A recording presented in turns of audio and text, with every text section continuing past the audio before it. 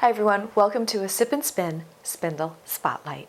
Today's tool is what I'd like to call a basic toy wheel drop spindle, and I don't want to discredit this type of spindle in any way.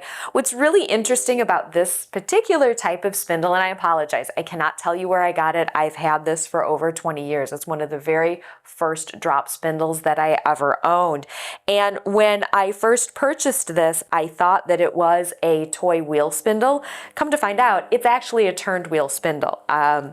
It does have a dowel in it, but all of the pieces up here are actually turned. They look a lot like a toy wheel spindle though. So I want to talk a little bit about that. You can very easily make your own drop spindle, and there are lots and lots and lots and lots of spindle makers out there that are creating some very unique and ingenious and creative types of drop spindles. So if you do a quick search on Etsy for drop spindles, you're going to find so many different styles to choose from.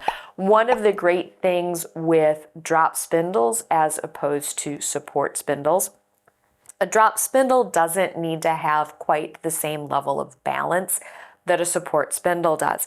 One of the things that I do want to talk about before I start spinning with this particular type of spindle, again, you can make them yourself. You've got your hook, you've got a finial here, a toy wheel, and a dowel.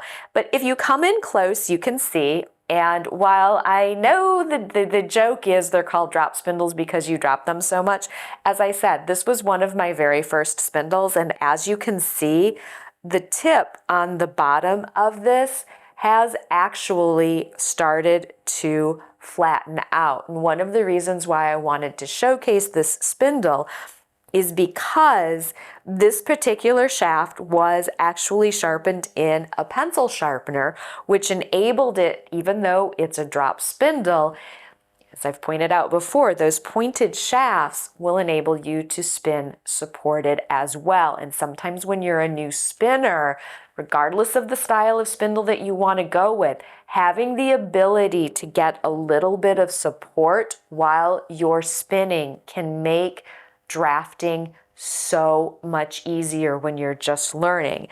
However, drop spindles being what they are, when you get the tips that flatten like this and you've got this and you've lost your point, I want to talk a little bit about putting that tip back. What I have is some 220 fine grit sandpaper, and all you need to do is very gently, now with this particular one, yes, I could absolutely just put it back in a pencil sharpener and I would be done.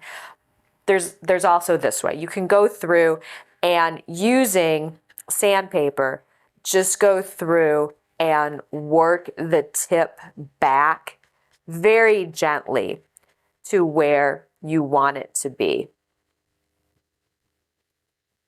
Which in this case actually isn't going to take that much time. Now, for more information on how to restore a tip on a spindle, I will put a link down below. The Spanish Peacock has a lovely tutorial on how to bring a spindle tip back to life that has been accidentally dropped or dropped in such a way that it has lost its tip. So I have gone through and I've taken off the ridges on this, and I'll do a quick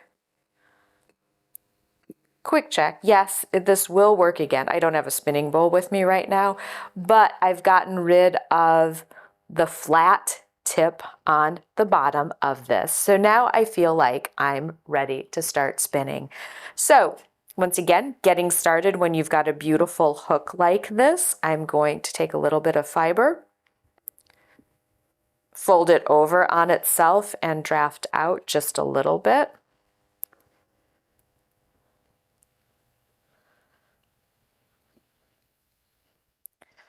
Park the spindle so I can draft out.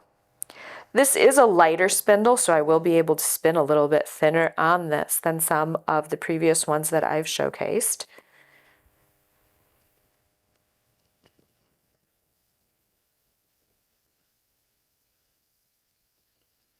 And because it has a small whorl, I won't need a lot for the leader.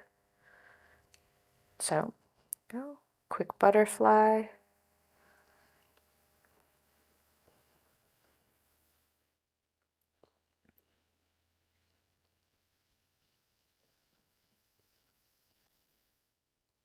Secure it. Wrap it around the hook. Oh, I have that dangly bit. So I'm going to tuck it.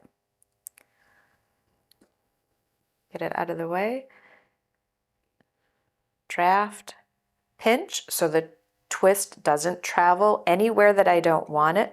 My fingers are my brakes, so I am always going to remember, even if the twist doesn't travel up to where I break, because I didn't put a lot of spin in this. And if you don't put a lot of spin in your spindle, it's not going to go very far. So if you're a new spinner, you do not need a huge amount of spin to get the twist to travel to where you want it to be, especially if you are practicing drafting. So I'm going to leave this sitting on the table because this does work pretty well supported. I'm just going to put a gentle spin on there. And while it's spinning, I'm going to work on drafting out. And as you can see, the twist isn't traveling past my fingers at all because I'm not spinning it. Now I'm going to do a quick check. Oh, I do have enough twist in there. I'm going to wind on. And again, I'm going to set it down on the table and get it spinning.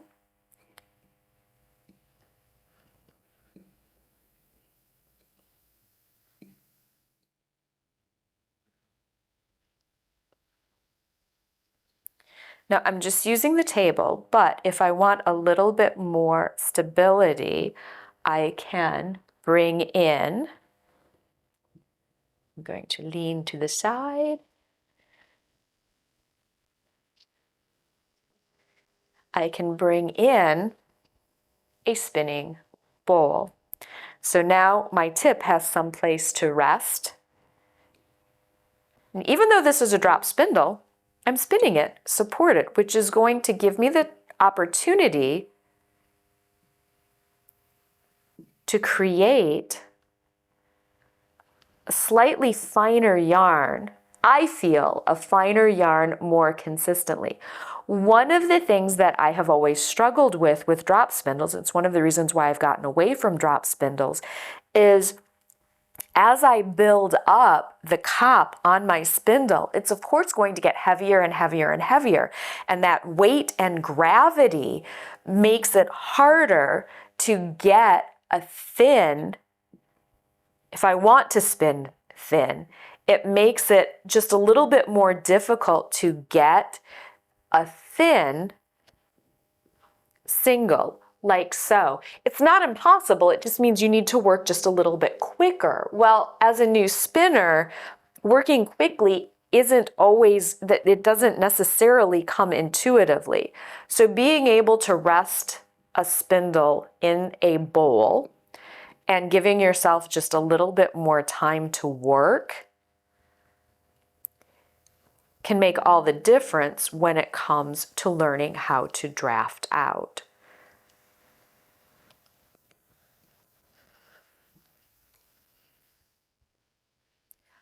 I just like having the support there because I don't like when thread breaks. I don't like dropping spindles, which for this one, I haven't shown this before, but let's say the fiber does break. Having something to support your spindle on to rejoin also gives you a little bit more time. So let's talk about rejoining. So when I rejoin, I want to make sure that my end is open and fluffy because I want those fibers to grab on to the fibers that are back in my hand. So I am going to draft some out, and there's my break right there. So I'm going to stop that. And see, now that it's supported, I have that time to make sure that this gets worked back into my main fiber so I have a seamless join. And then I can double check to make sure that I have that seamless join. And I was not fighting gravity. Yes, you can tell that I have a little bit of a prejudice towards spindles that can be spun supported. I apologize. I just like having that piece there. It's a lot easier to pick a spindle up off a table than it is off the floor. But this is me speaking from somebody who is getting older.